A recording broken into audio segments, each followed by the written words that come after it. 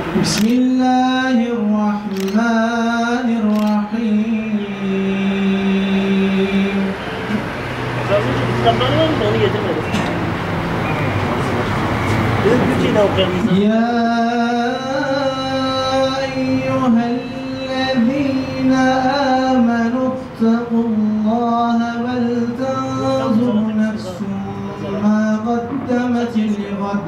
İnnallaha habirun bima ta'melun. En hayırlı amel nedir demiş, Allah yolundaki cihettir, gayrettir, cihattır, mücadeledir. Allah Allah! O zaman en hayırlı amel hangisidir? Biz buradan şunu çıkarmamız lazım. Mesela özellikle kış mevsiminde dikkat ederseniz ne yapıyor? Evin içinde bir soğuk hava dalgası dolaşınca gençler, küçük abiler, az önce bizim kardeşimiz Kur'an-ı Kerim tilaveti yaparken malumunuz Haşr suresindeki son 2-3 ayeti bize okudu.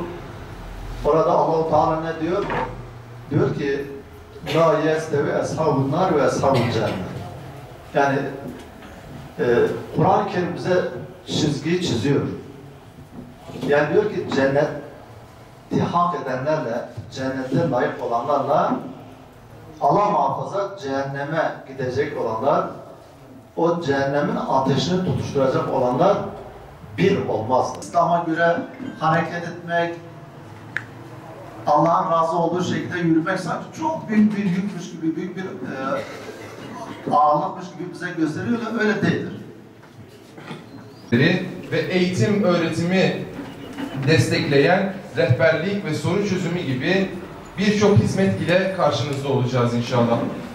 Temmuz 2025 yılı Cumhurbaşkanı tarafından aile yılı ilan edildi.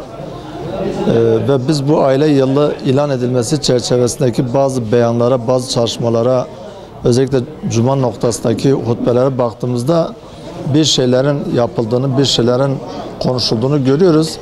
Fakat bu aile yılı ile ilgili sadece bazı şeylerin temenni durumda kalmaması lazım. Malumunuz biz bu gece burada Antep'te bir kitap kafe açılışındayız.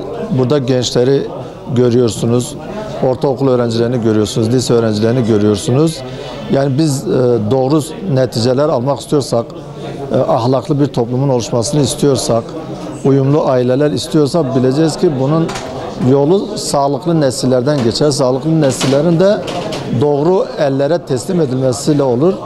Doğru eller kimdir? Hiçbir menfaat gütmeden Allah rızasını gözeten, işte gençlerimizin, çocuklarımızın ilmi yönden, ahlaki yönden ve irfani yönden kendini yetiştirmesine vesile olan bu noktada çabalar sarf eden kişilerdir.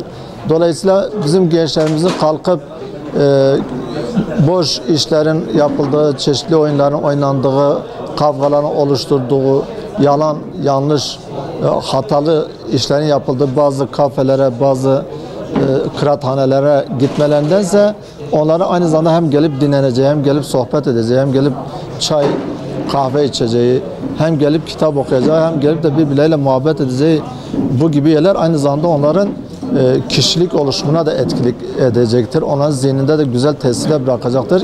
Ki zaten bu çocuklar, bu gençler yarının anne babaları olacağı için aynı zamanda yarının aileleri de bu çocukların elleriyle yetişmiş olacak.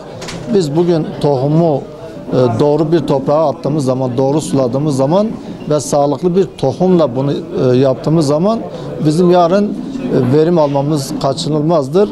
Bu tür yerlerin verimli bir toplum adına, huzurlu bir aile adına, uyumlu bir aile adına çoğalması lazımdır. Toplumun her tarafına yayılması lazımdır. Ve bu örnekliği de en güzel bir şekilde anlamak ve anlatmak lazımdır.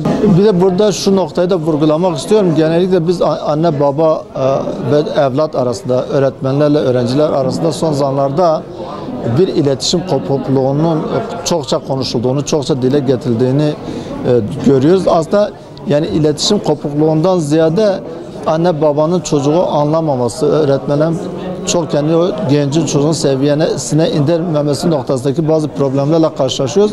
Oysa bu çok zor değildir. Anne babalar, öğretmenler empati kurarak kendini bu gençlerin, çocukların bulunduğu yaş grubundaki bir dönem için düşünürse, kendi o dönemdeki yaşlarını düşünürse ve Hz. Ali'nin şu sözünü de referans alırsa, çocuklarınıza kendi zamanınıza göre değil, onların zamanınıza göre davranın, muamele edin denildiği zaman biz bu iletişimin sağlıklı bir ortama kayacağını ve burada da en önemli iki nokta var. Bir, empatidir. İki, bu gençlerle, çocuklarla anne baba da olursa, öğretmen de olursa onlarla bir arkadaşlık çerçevesindeki aradaki o statüyü de dağıtmadan bir ilişki geliştirmekle güzel bir adım atılacağına inanıyoruz. Gaziantep peygamber sevdaları olarak toplumun ıslahı, özellikle toplumun maneviyatının gelişmesinin gençler temelli olduğuna, gençlerle beraber toplumun ıslah olacağına ve geleceğimizin gerçek manada teminat alınacağına bizler inanıyoruz.